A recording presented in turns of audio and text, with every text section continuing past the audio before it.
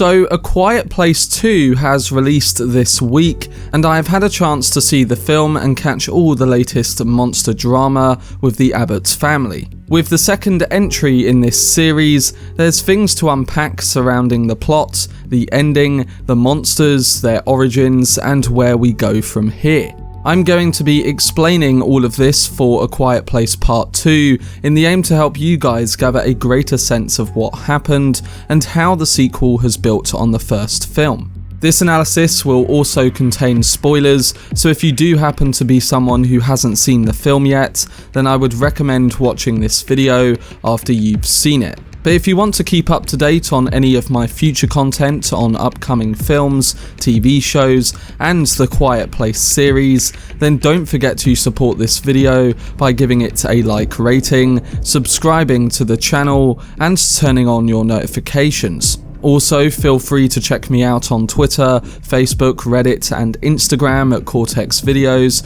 which is all linked in the description below. But without further ado, let's dive into the ending, plot, and monsters of A Quiet Place 2 Explained. So 3 years after we left them, the Abbott family are back in A Quiet Place Part 2, and now they know how to defeat the aliens. The sequel opens with a flashback to day 1 of the apocalypse, but then the main action picks up straight after the events of the first movie on day 474, and the Abbotts are faced with going out into the world. With Regan determined to fight back against the aliens, she embarks on a dangerous quest with Emmett, played by Cillian Murphy, while Emily Blunt's Evelyn tries to keep her son Marcus and her newborn baby safe from the alien threat. The first movie ended with 2 aliens racing towards the Abbott's house, but while we don't see Evelyn kill them, we see their bodies on the floor of the basement when Regan goes to pick up the radio before the Abbotts left their home. It's not long before they come into trouble, however, as Marcus gets his leg caught in a bear trap, attracting the aliens' attention. Emmett arrives just in time to save them and lets them take shelter in the bunker he's living in. We learn that it was one of Emmett's fires that John Krasinski's Lee saw in the first movie. We also saw Emmett in the cold open with his family, but he tells Evelyn that his sons died on day 1 of the apocalypse, with his wife dying 11 weeks ago as she was sick and whatever he tried to do to save her wasn't enough. We gather that the bunker is safe as there is 3 feet of concrete above them, alongside using timers to navigate in and out of it, but Emmett hasn't tried saving anyone as he warns them that the people left aren't worth saving. While in the bunker, Marcus and Regan discover a radio signal that's playing under the sea on a loop, something which has been happening for the past 4 months, according to Emmett. Regan believes she can use the signal to broadcast the feedback from her hearing aid and tracks the signal to an island. Going against her mother's wishes, she heads out alone during the night. Evelyn persuades Emmett to go after Regan, while she stays behind to look after the injured Marcus and her baby. After a close encounter with one of the alien monsters on an abandoned train, Regan begs Emmett to go with her to the island. It acts as a moment of character fulfillment in comparison to what he says previously in the film, and with this, Emmett finds a boat allowing them to make their way to the docks to travel to the island. In the process, they come across a group of survivors who want to steal their supplies, resulting in only one option that he can turn to. He starts to make noise to attract the aliens to kill these survivors, while Emmett and Regan dive underwater and swim to the boat. Back at the bunker, Marcus goes on a rather pointless walk outside, while Evelyn has gone to get supplies, including oxygen for the baby. While Evelyn also pays tribute to her child's grave with her wedding ring, unsurprisingly, Marcus attracts an alien after jumping at the sight of what seems to be the decomposed body of Emmett's wife. He only just survives because Evelyn returns just in time, who distracts it with an explosion and hides in the bunker with her family. During this moment, Regan and Emmett make their way to the island, where they find a community and discover that it's a safe haven. You tend to get this in most apocalyptic and monster survival tales, but with the sequel focusing more on the hope of survival, it makes sense to have it here. It turns out that the aliens also can't swim, and in the early days of the apocalypse, the National Guard found out this fact and tried to get people to safety on this island. Only 2 boats made it over though, as the promise of survival caused a riot. Unfortunately for the people on the island, an alien manages to reach it on Regan and Emmett's boat and starts a violent rampage towards the closing moments of the film. Together with Digimon Hoonsu's Island Man, Regan and Emmett lure the alien away as they make it to a radio station broadcasting the Under the Sea song. Hoonsu's island character is attacked from under a garage door and presumably killed when they arrive, but Regan gets to the radio room and manages to switch the audio to the feedback of her hearing aid just in time to save Emmett, and ultimately she kills the alien. Luckily for the rest of her family, it came in time to save them too, as the alien had made it into the bunker but is stopped by the feedback and Marcus eventually shoots it. The final shot of the movie is of the feedback playing out of the radio station's speaker, so it just remains to be seen how far the signal stretches and whether any other survivors can use it to fight back against the aliens. But this ending mainly acts as a nice reversal of the events in the first Quiet Place, with Regan taking out the alien and coming into her own force with surviving. With Marcus also rising up and taking the necessary steps to survive, it gives him, his mother and her child some time to get out of the bunker. John Krasinski said in an interview that it was the intention to show the children making important steps, and I'm sure that A Quiet Place Part 3 is going to focus more on that and how they might make a better world after potentially surviving the apocalypse.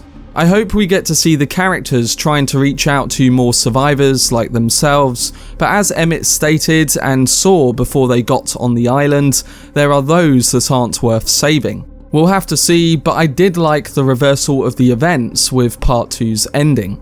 But when it comes to breaking down the aliens in the film, A Quiet Place Part 2 gives a much clearer picture of the origins of the blind monsters terrorizing an apocalyptic Earth, building on the subtle information Lee had acquired in the basement from A Quiet Place. In the first film, the family survived so long partially due to their prior use of sign language, a tactic the new film shows not all survivors have learned. The monsters have a similar appearance to those in the Alien franchise, which isn't surprising considering Krasinski had quoted Alien as one of the inspirations for the film. Right off the bat, A Quiet Place explains that the monsters are blind and attracted to sound, and are quick to brutally attack their victims once any noise is detected.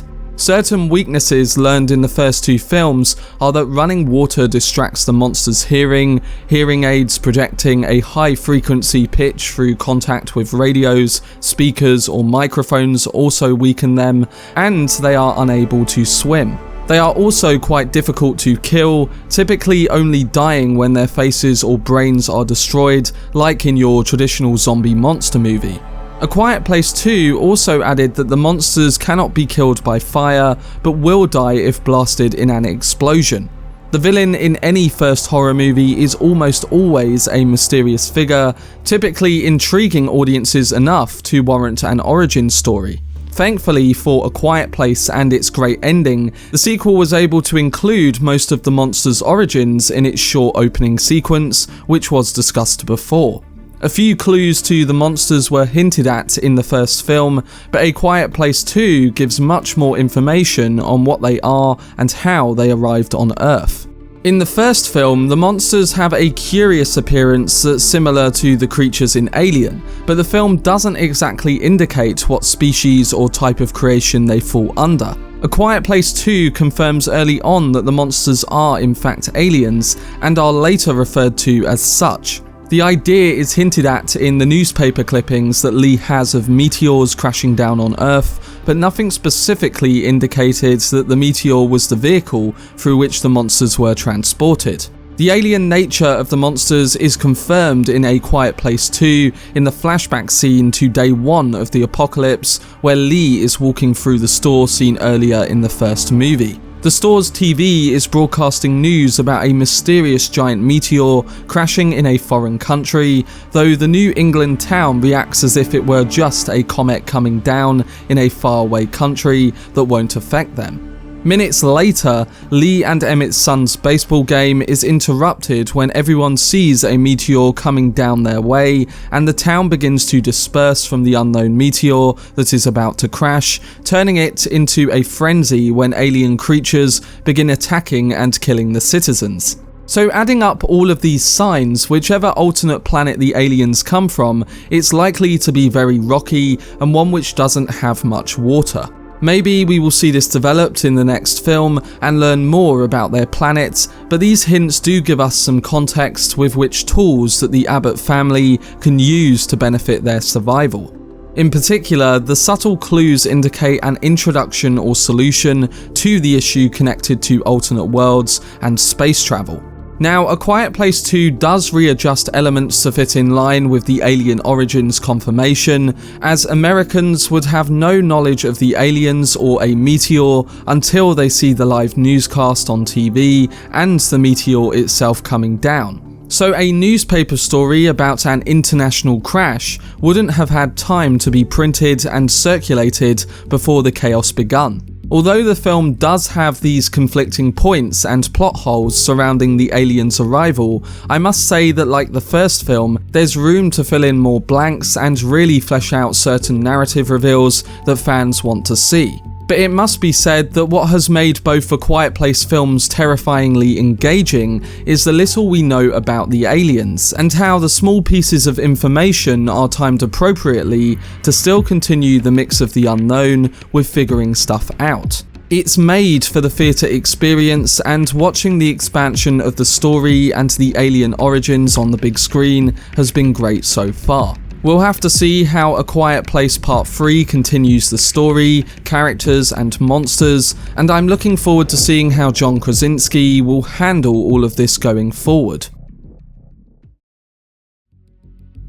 But that was my video explaining the plot and ending for A Quiet Place Part 2. I hope this did help some of you guys understand the events a bit clearer, and I'm looking forward to hearing what else you picked out, so don't forget to let me know down below in the comment section. I might also be doing a video essay on A Quiet Place 2 later in the week, so look out for whenever I post. For more breakdown videos on upcoming films like A Quiet Place 2, then subscribe to the channel and turn on your notifications. Also, if you enjoyed this video, remember to leave a like rating and follow me on social media via the links in the description. But anyway, I hope you guys enjoyed it. I've been Cortex, and as always, make some noise.